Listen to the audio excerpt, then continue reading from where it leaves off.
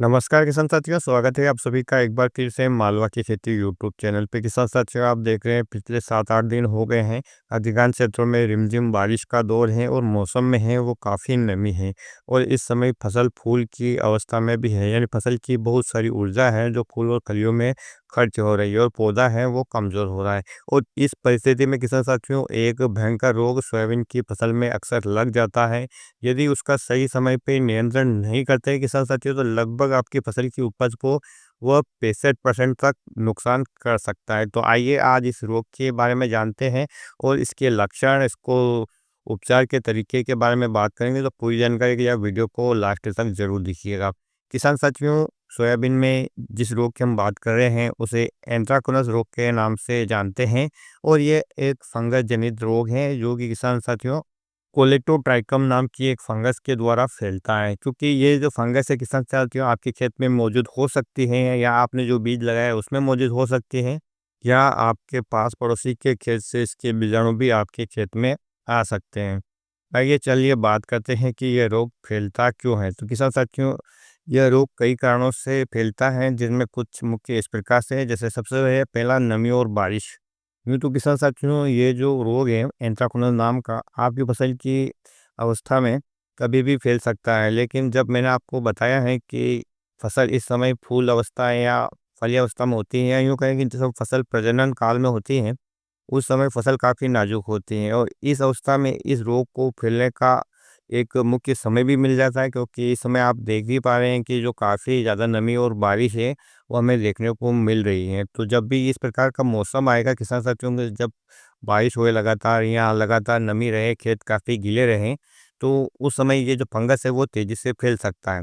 दूसरा है किसान साथियों, संक्रमित बीज। यदि आपने इस रोग से ग्रसित फसल का बीज अगले वर्ष से लगाया, तो किसान साथियों हो सकता है कि फिर से आपके फसल में यह रोग देखने को मिले।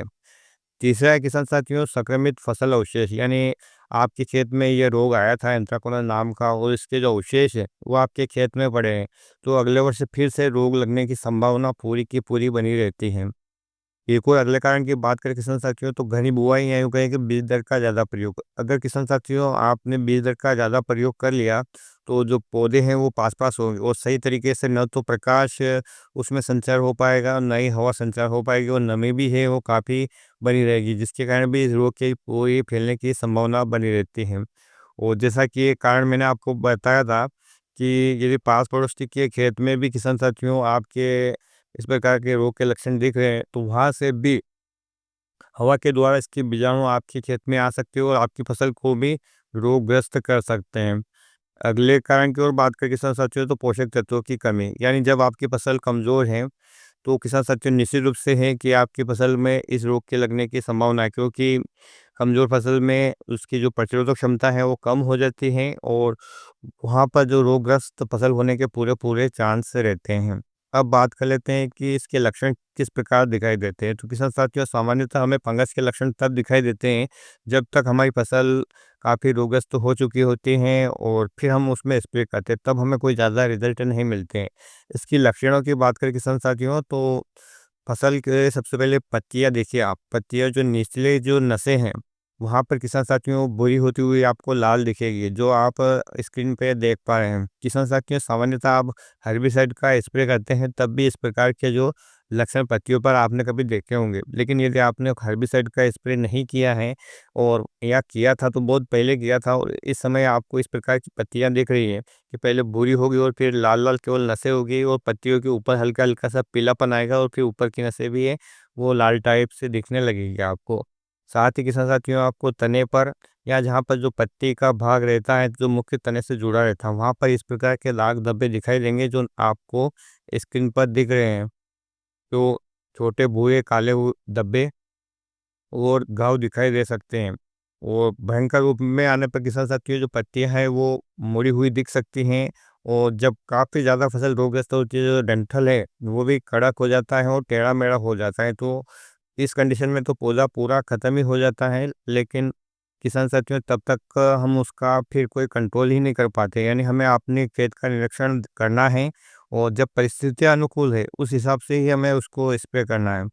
किसान साथियों, फलियों की बात करें तो फलियों पर भी काले और गोलाकार धब्बे या घाव दिखाई दे सकते हैं।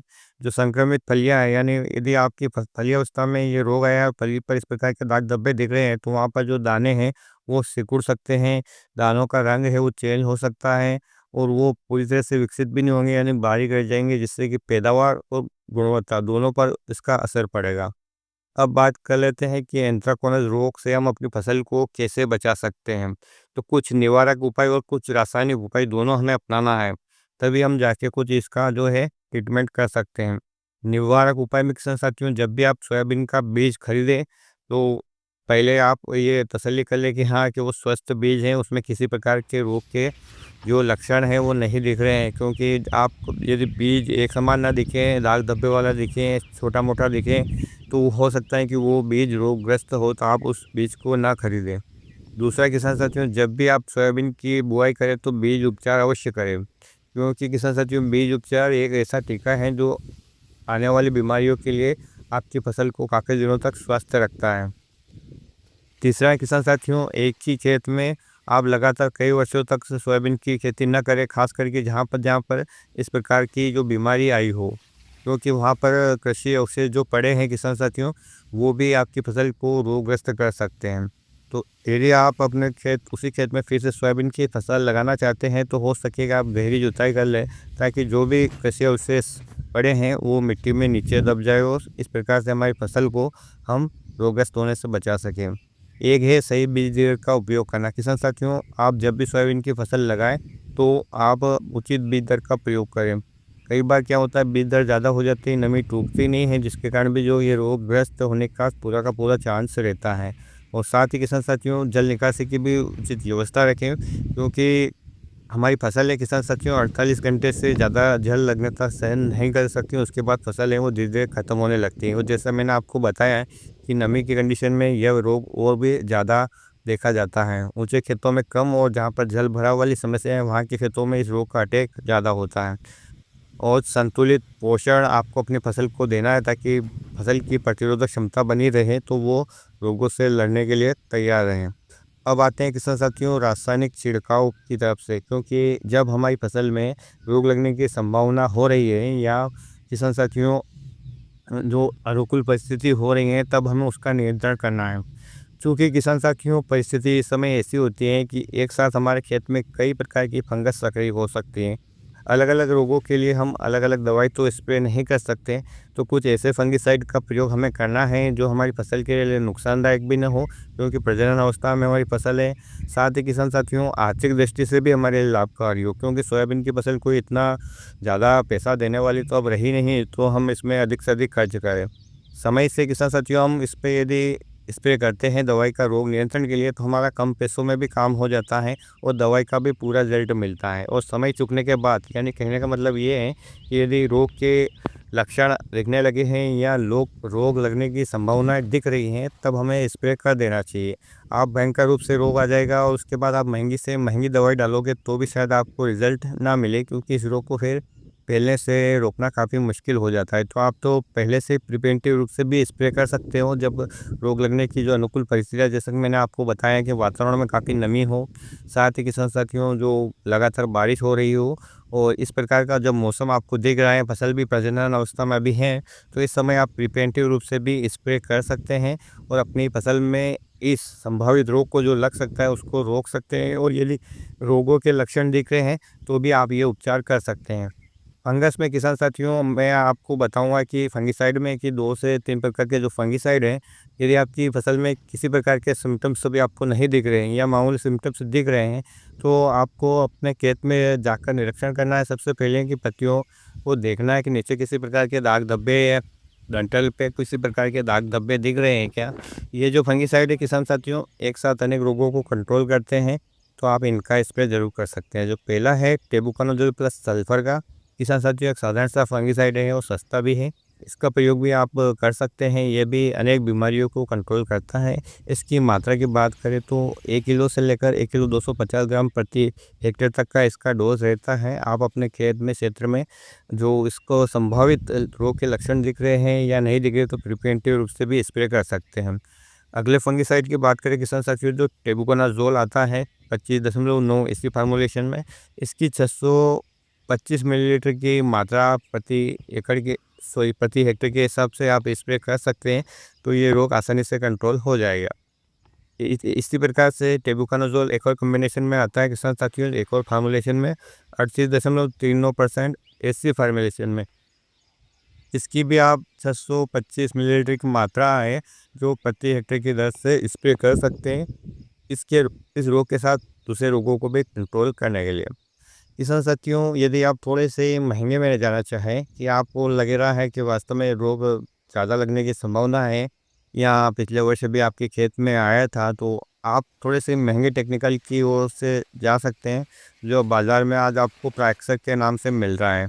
ये टेक्निकल अलग-अलग कंपनियों में आ सकता है। इसमें जो टेक्निकल है किसान साथियों, प्लक्सा पाइरोक्सेट और पाइल पाइल पाइरोक्रिस्टोबिन आता है, इसको भी आप लेकर अपने खेत में डाल सकते हैं। इसका जो डोज़ रहता है किसान साथियों, वो आप अपने कृषि सलाहकार से पूछ सकते हैं, क्योंकि काफ़ी महंगा फंगिसाइड है और इसका प्रयोग करना आपके लिए सही तब होगा जब किसान साथियों काफ़ी वर्षों से आपके खेत में इस रोग के लक्षण की संभावना देख रही हैं, तो आप यहाँ पर थोड़ा-सा हेवी टेक्निकल लेंगे और इस प्रकार से अपनी फसल की केयर करेंगे। यदि किसान साथियों आपके क्षेत्र में ये रोग नहीं आता है या बहुत कम आता है या आपकी फसल में अभी इसके लक्षण नहीं दिख रहे हैं, तो भी आप प्रिवेंटिव रूप से जो स्प्रे मैंने आपको बताए हैं वो कर सकते हैं, क्योंकि मौसम बिल्कुल अनुकूल है इस रोग को और अन्य रोग को फैलने के लिए, तो आप इनका स्प्रे कर सकते हैं। या आप दूसरे टेक्निकल भी ले सकते हैं जो पायरक्सट्रोबिन के साथ कॉम्बिनेशन के रूप में आते हैं, बाज़ार में मिलते हैं, तो आप उनका भी प्रयोग कर सकते हैं। जैसे पिछले एक वीडियो में मैंने आपको बताया ही था कि इस समय के साथ-साथ जो आपको लिक्विड फंगिसाइड है उनकी तरफ जाना चाहिए, जहाँ फूल की अवस्था है। और बहुत ही बढ़िया-बढ़िया जो टेक्निकल मैंने उस वीडियो में आपको बताया था कि फसल की फूल की अवस्था में कौन से फंगिसाइड का प्रयोग करें, वो चाहे तो आप जाकर वीडियो देख सकते हैं। और इस प्रकार से किसान साथियों इस भयंकर रोग लगने की संभावना जो अनुकूल परिस्थितियाँ बन रही हैं, क्योंकि आज भी हमारे क्षेत्र में सुबह-सुबह ही बारिश शुरू हो गई है और मौसम में भी काफ़ी नमी है। पंखे भी अभी बंद हैं और खुले मौसम में ठंड का अनुभव हो रहा है, यानी पर्याप्त नमी मौसम में है और लगातार बारिश भी हो रही है। तो जब भी मौसम खुले किसान साथियों, आप अपने खेत में निरीक्षण करें और तुरंत स्प्रे करने की तैयारी करें। जिस प्रकार की कीटों की समस्या है, तो आप कीट नियंत्रण के लिए भी इसके साथ दवाइयाँ मिला सकते हैं। और जब तक किसान साथियों आप इसके लक्षण देखेंगे या ये नुकसान करेगा, तब तक काफ़ी देर हो चुकी होती है, तब तक हम उसको फिर कंट्रोल आसानी से नहीं कर पाते हैं। तो आप यदि शुरुआत में ही या यूँ इसके रोगों के लक्षण दिख नहीं रहे, तो भी आप प्रिवेंटिव रूप में साधारण से फंगिसाइड को भी इसको आसानी से कंट्रोल कर सकते हैं या उसके लिए स्प्रे कर सकते हैं, जिससे कि संभावना न रहे कि हमारी फसल में यह रोग लगे। तो उम्मीद करूँगा कि ये जानकारी आपके लिए लाभदायक रहे और इसी प्रकार की जानकारी पाने के लिए आप चैनल को सब्सक्राइब कर सकते हैं और अन्य किसान साथियों के साथ इस वीडियो को शेयर कर सकते हैं। आप स्वस्थ रहें, आपकी फसलें स्वस्थ रहे, यही कामना करता हूँ। फिर मिलेंगे एक नए वीडियो में एक नई जानकारी के साथ। तब तक के लिए जय हिंद, जय जवान, जय किसान।